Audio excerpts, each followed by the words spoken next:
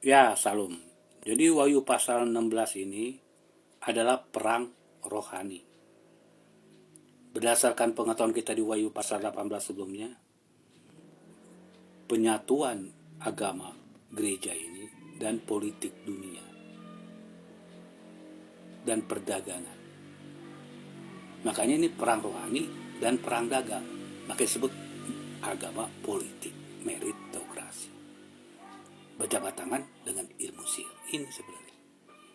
Jadi suatu persetujuan tiga pihak mulut naga, mulut binatang, mulut nabi palsu ini yang menyatukan dunia. Iblis, antikristus dan nabi palsu yang menyatukan dunia. Makanya dia menemui raja-raja. Dan Wahyu pasal 13 kita lihat ayat 1 sampai 4. Oknum ini ada. Binatang bertanduk 10 di ayat 1. Dua ayat 2 kalimat terakhir dan ayat sampai ayat 4. Naga di situ ada yang memberi kekuasaan iblis. Kemudian nabi palsu Wahyu 13 ayat 11 seperti anak domba. Nah, jadi persekutuan tiga pihak inilah yang menyatukan dunia dibilang one world government. Undang-undang. Paham ya? Jadi untuk mengetahui Wahyu pasal 16 kita harus punya pengetahuan dulu. Paling tidak garis besar tentang Wahyu 18. Jadi ini sama nih sepaket. Jadi poin-poin di Wahyu 16 apa yang ditekankan Wahyu 18 apa. Kemarin kan Wahyu 12 sekarang Wahyu 16. Oke, jadi konstruksi kronologis itu di ayat 12 sampai 16. Yang pertama. Nanti peristiwa yang terjadi kedua ini konstruksinya, tapi ntar udah mulai sedang terjadi sebenarnya kalau sekarang dihitung. Wahyu 16 ayat 2 dan 9. Inilah yang malapetaka nanti akan terjadi. Yang namanya bisul. Wahyu 16 ayat 2 yang beri tanda bintang patungnya. Dan ayat 9 dalam bahasa Inggris, jangan bahasa Indonesia nanti nggak ketahuan. Dan di kamuflase itu, plague dibilang, wabah penyakit menular. Oke, sama dengan pestilence dalam bahasa Inggris. Oke, ayat 9 ya, Holy Bible. Maka ini diberikan kepada yang menerima tanda binatang dan patungnya kalau undang-undang alimbu sudah disahkan negara. Maka dalam Wahyu 13 ayat 15, siapa yang tidak menerima tanda binatang menyembah patungnya dibunuh. Berarti undang-undang itu harus berlaku. Tergenapi tanda binatang patungnya. Barulah Wahyu 16 ini menunjukkan pembalasan Allah kepada pengikut antikristus yang telah menghina terang-terangan kepada di seluruh dunia dengan undang-undang itu. Karena disitulah pintu pertobatan ditutup. Nah, pembalasan Allah inilah yang di dalam Wahyu 16 diungkapkan dengan minum darah. Banyak nabi-nabi palsu berlaku satu ilusi-ilusi tentang akan jadi darah, dibaca secara normatif. Seperti kemarin kita belajar Babel. Ini suatu ungkapan Allah sedang membalaskan apa yang mereka lakukan kepada umat-umatnya yang setia dalam penganiayaan ketika antikristus itu pulih, tanda betang patungnya. Inilah yang disakatan Wahyu 16 ayat 4. Makanya hati-hati dengan YouTube mereka tuh menghayal dengan baca urupiah gitu. Ini suatu ungkapan yang harus ditafsir. Ya. Malaikat kudus berikan cawannya ke laut maka airnya menjadi darah. Supaya langsung poinnya supaya jangan habis waktu. Adil engkau yang ada dalam yang sudah kudus, engkau yang kudus. Karena engkau telah menumpahkan darah orang kudus dari para nabi. Engkau juga telah memberi mereka minum darah. Hal itu wajar bagi mereka. Ya Tuhan Allah yang maha adil, kuasa-Mu segala penghakiman-Mu. Jadi suatu ungkapan dalam Wahyu 17 ayat 5 dan 6, Ibu Babel ini meminum darah orang-orang kudus. Ungkapan apa?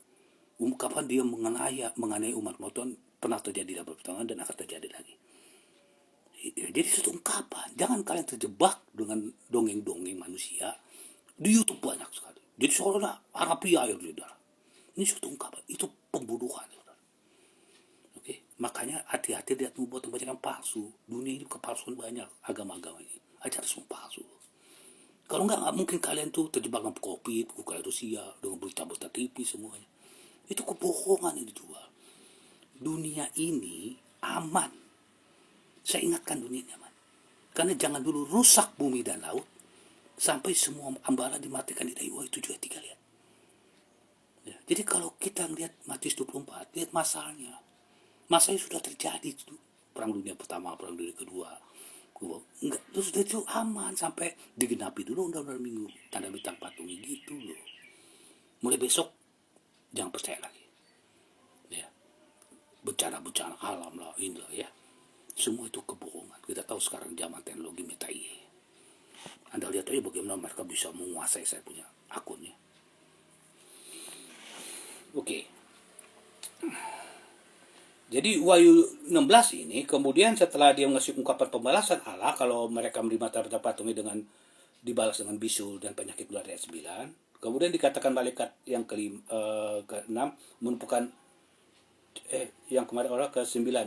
Matahari akan menjadi panas kepada dikuasa untuk menghanguskan manusia dengan api. Manusia yang disulut oleh panas api yang dahsyat dan mereka menghujat nama Allah yang berkuasa.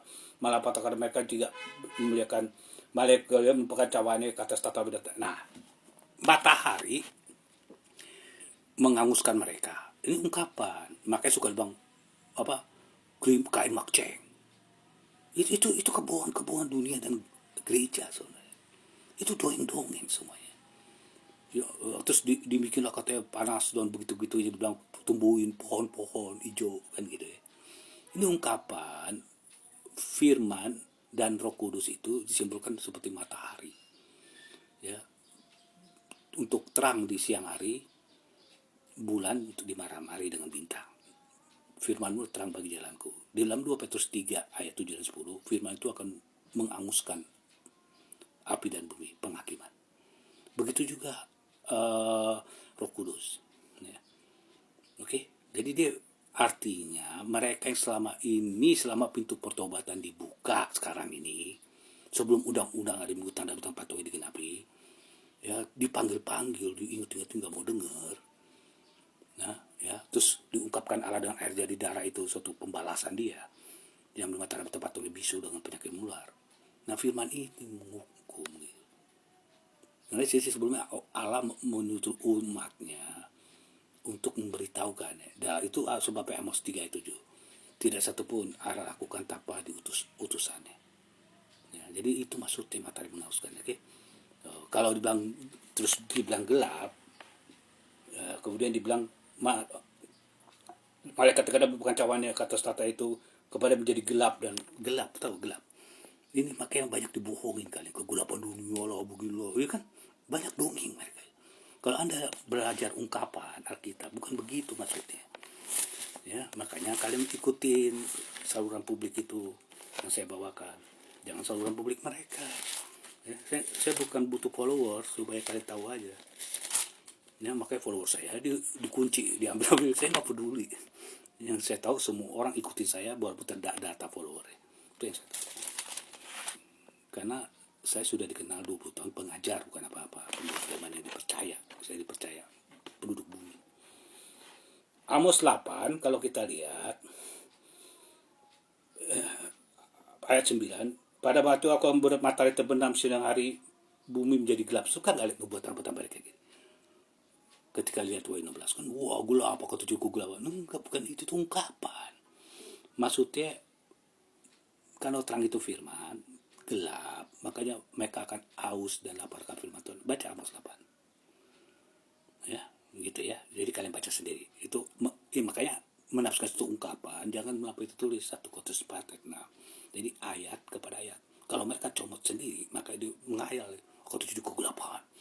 Terus di Belanda kata, mati Inggris dulu belajar 10 hari. Ya kan? Terus saking ilusi mereka itu. Jadi orang dipaksa untuk sekolah gitu. Kalau ada kegelapan terjadi maksudnya gitu, kadang udah buatan palsu mereka. Terus diajari dimatiin listrik 1 minggu. Pernah nggak dengar gitu? Kan jadi bodoh ya orang ini buat nyusahin diri sendiri negara-negara itu kan kepada rakyat ya kan. Ya karena meritokrasi. Paham ya? Nah, ini Wahyu 16 semuanya tentang hal ini. Ungkapannya. Ya, jadi itu akan terjadi kalau undang-undang minggu mereka akan kena bisul dan penyakit ular. Itu aja poin ini sudah. Wahyu 16 ayat 1 sampai 11. Supaya kita masukkan ntar ayat 12 sampai 16. Kalau di ayat 17, Anda baca ayat 17, itu kan menyusul gempa bumi, hujan es. Itu sama dengan Wahyu 8 ayat 1 dan 5 di mana terbuka langit suisnya juga. Itu ada hujan es. Itu udah kiamat gitu. Makanya alam itu hancur ketika Yesus mau keluar. Jadi yang ada cuma bisul, penyakit menular.